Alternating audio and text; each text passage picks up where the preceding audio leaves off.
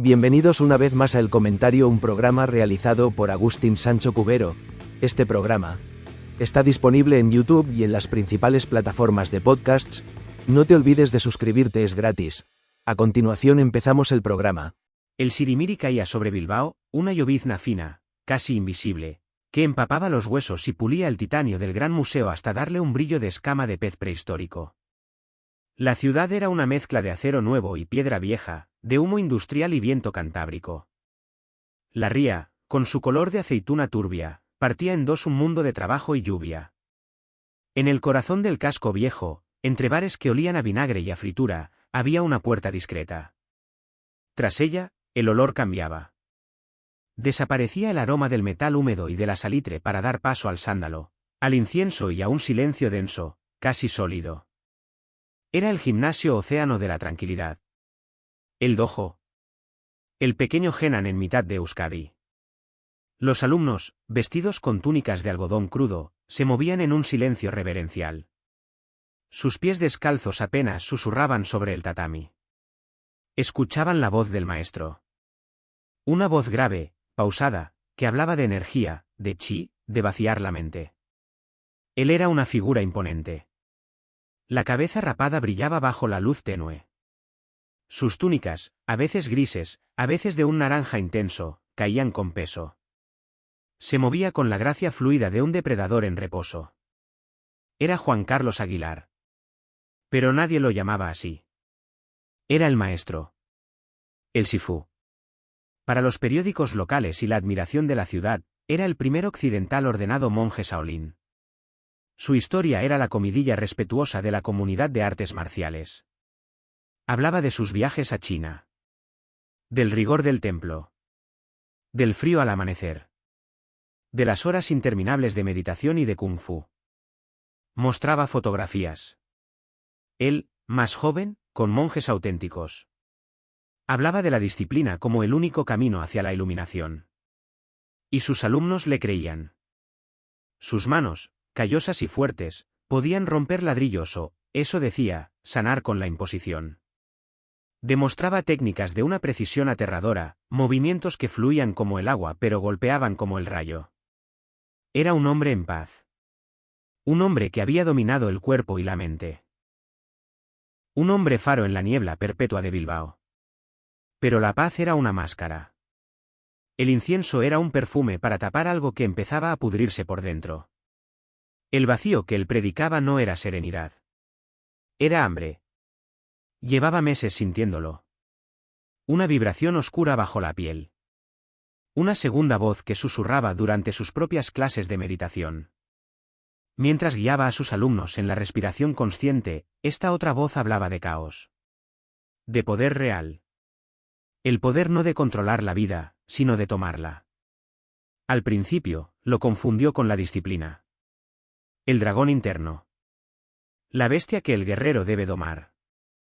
Pero la bestia no quería ser domada. Quería comer. La ciudad, fuera del templo, le parecía un coto de caza. Las calles mojadas, los reflejos de neón en los charcos.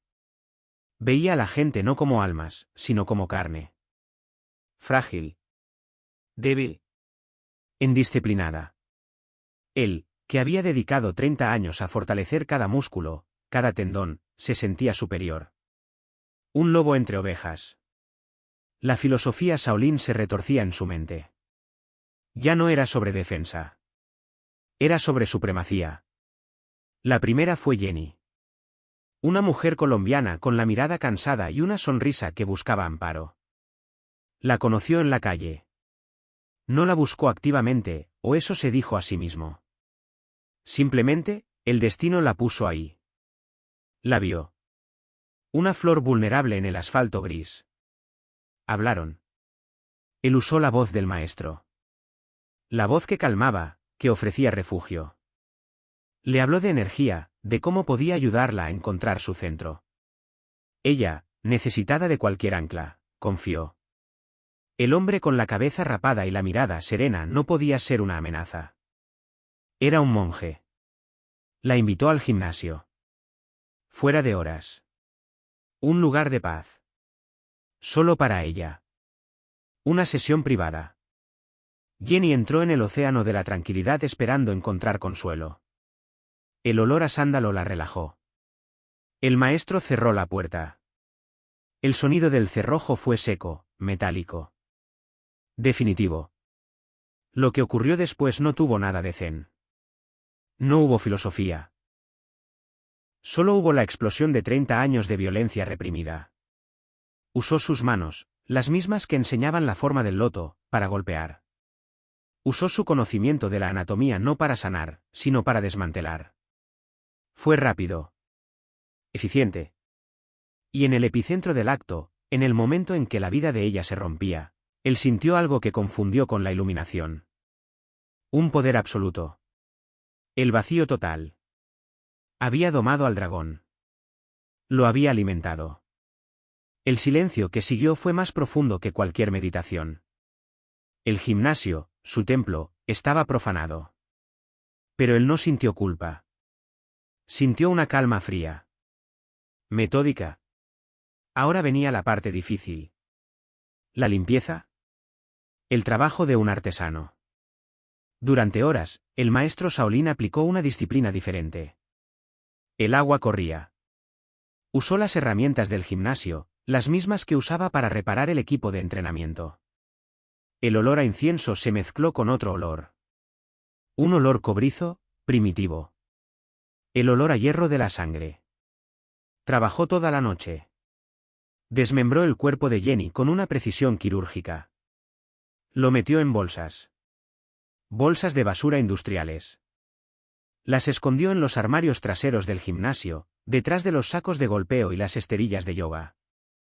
Limpió el tatami hasta que no quedó ni una mancha. Fregó las paredes. Cuando terminó, el sol empezaba a filtrar una luz grisácea por las ventanas altas. Se duchó. Se vistió con sus túnicas limpias. Encendió una nueva barrita de incienso. El sándalo volvió a ganar la batalla de los olores. A las 9 de la mañana, llegaron los primeros alumnos. El maestro lo recibió con la misma sonrisa serena de siempre. Inclinó la cabeza. Buenos días. Vamos a trabajar la respiración. El chi fluye hoy con fuerza.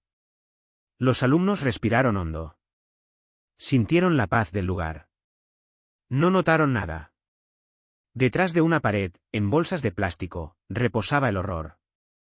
Y el maestro, más centrado que nunca, corrigió la postura de un novato. Más bajo. Siente la tierra. Vivió así durante días. En una dualidad perfecta. De día, el sabio. El guía espiritual. De noche, el guardián de un secreto oscuro. Visitaba los armarios. Miraba las bolsas. Sentía el poder que contenían. Pero el dragón, una vez alimentado, no duerme mucho. La calma que sintió tras el acto empezó a desvanecerse. Fue reemplazada por una agitación. Una impaciencia. Había sido demasiado fácil. La voz interna le dijo que Jenny había sido solo una prueba. Un entrenamiento. Ahora venía el verdadero trabajo. Necesitaba más. Necesitaba confirmar ese poder. La filosofía se había reescrito por completo en su cabeza. Ya no era un monje Shaolin. Era algo más antiguo. Un ejecutor. Un depredador en la cima de la cadena alimenticia. Creía que estaba evolucionando. No pasaron ni 10 días. La necesidad era un picor insoportable. Era principios de junio del año 2013.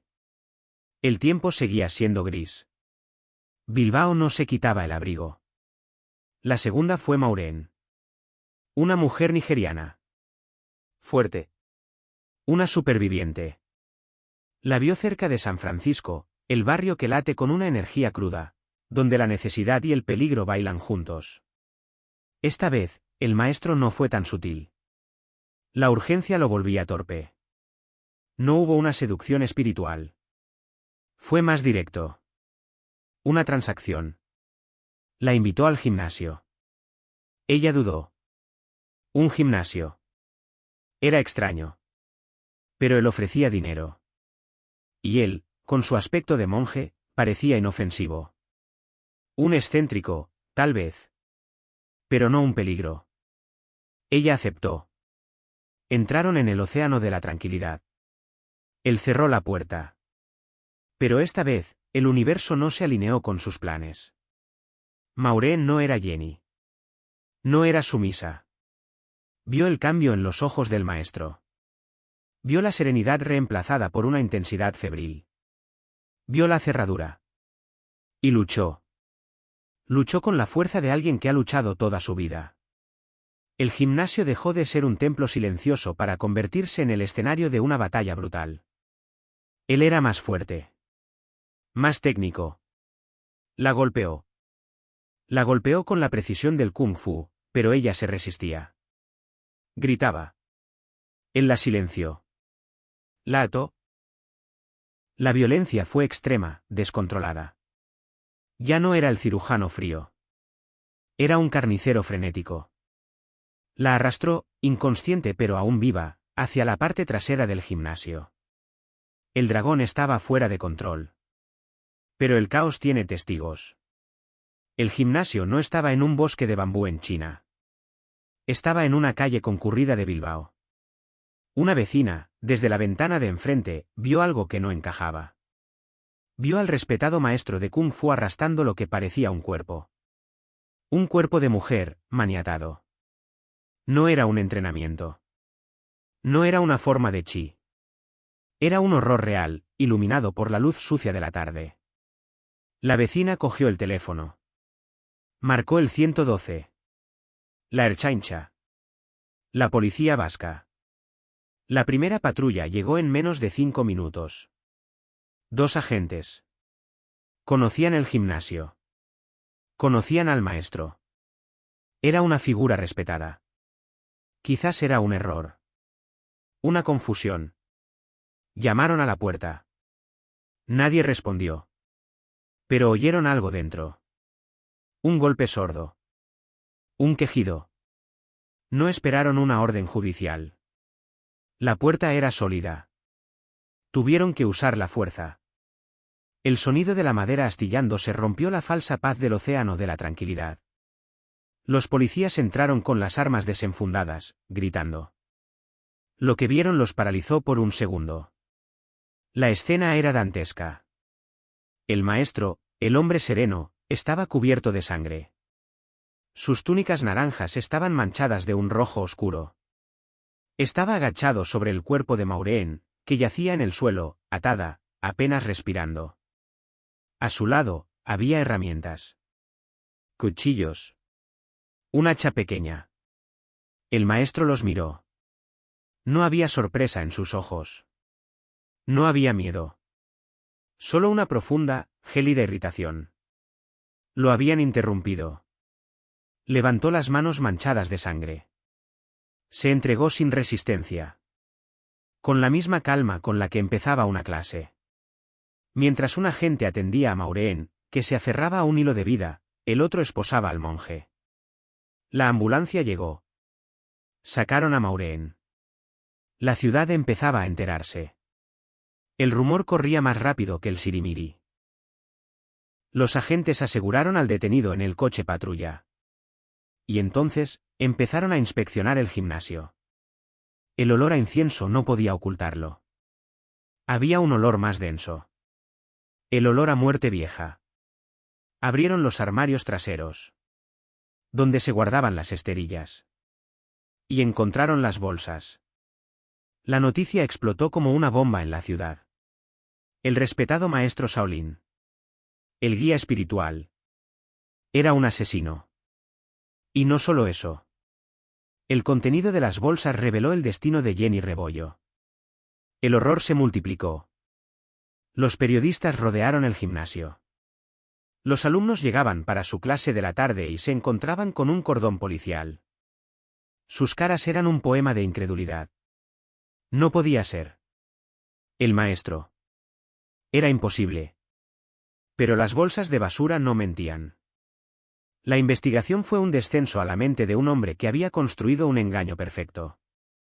La primera mentira en caer fue la más grande. Su identidad. La policía contactó con el templo Shaolin en China. La respuesta fue rápida y tajante. No conocían a ningún Juan Carlos Aguilar. Nunca había sido ordenado monje. Era un fraude. Un turista de las artes marciales que había usado unas fotos y una buena historia para construir una leyenda. Era un falso Shaolin.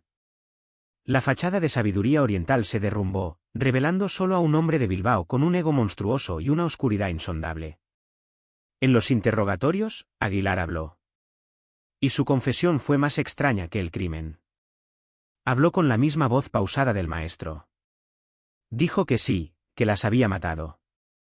Dijo que estaba sufriendo un brote esquizofrénico. Que una fuerza oscura lo había poseído. Dijo que había planeado matar a más. 8 o 9 personas. Dijo que quería probar la carne humana. Los psiquiatras lo evaluaron. No había tal brote. Había un trastorno narcisista extremo. Un complejo de Dios. Una psicopatía perfectamente oculta bajo capas de falsa espiritualidad. Había usado la meditación no para calmar su mente, sino para afilar su crueldad. Había usado el kung fu no para defender la vida, sino para destruirla con eficiencia. El juicio fue un espectáculo sombrío. Bilbao observó, horrorizado, cómo el hombre que habían admirado era descrito por los fiscales como un depredador metódico. Los detalles del desmembramiento de Jenny. La brutalidad del ataque a Maureen. Ella, por desgracia, no sobrevivió. Murió en el hospital días después, a causa de las heridas cerebrales. Eran 2 asesinatos. 2 mujeres vulnerables, borradas por el hombre que predicaba la paz. El océano de la tranquilidad se convirtió en un símbolo de la peor hipocresía. El lugar donde el bien y el mal habían coexistido, separados solo por una puerta de armario. La defensa intentó alegar locura. El dragón interno. La pérdida de control. Pero la meticulosidad de la limpieza después de matar a Jenny contradecía cualquier brote. Eso fue control. Control absoluto. Fue condenado. 53 años de prisión. La sentencia fue recibida con silencio. No había alivio. Solo el peso de la verdad. El hombre que enseñaba a vaciar la mente tenía la suya llena de monstruos. Su vida como maestro había terminado. Su vida como Juan Carlos Aguilar continuó en una celda. Pero el falso Shaolin no estaba hecho para el encierro simple. El hombre que había construido una fantasía tan elaborada no podía vivir sin ella. Sin sus túnicas, sin sus alumnos, sin el olor a incienso, no era nadie. Era solo un asesino vulgar. No duró mucho. Un par de años después de su condena, en la prisión de Zaballa. El corazón del falso monje, ese órgano que él aseguraba controlar con la respiración y el chi, falló. Un ataque cardíaco. Lo encontraron en su celda. Solo. Sin túnicas. Sin honor. La noticia de su muerte ocupó un breve espacio en los periódicos. El dragón finalmente se había consumido a sí mismo. En Bilbao, el sirimiri siguió cayendo, limpiando el asfalto. El gimnasio Océano de la Tranquilidad cerró. La puerta de madera fue sellada. Pero el olor a sándalo y a sangre perduró mucho tiempo en la memoria de la ciudad. Un recordatorio de que los monstruos, a veces, llevan la máscara de la paz. Hasta aquí esta edición del programa del comentario, un programa realizado por Agustín Sancho Cubero.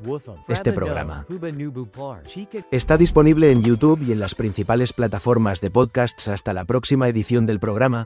Muchas gracias. Dirección y realización Agustín Sancho Cubero.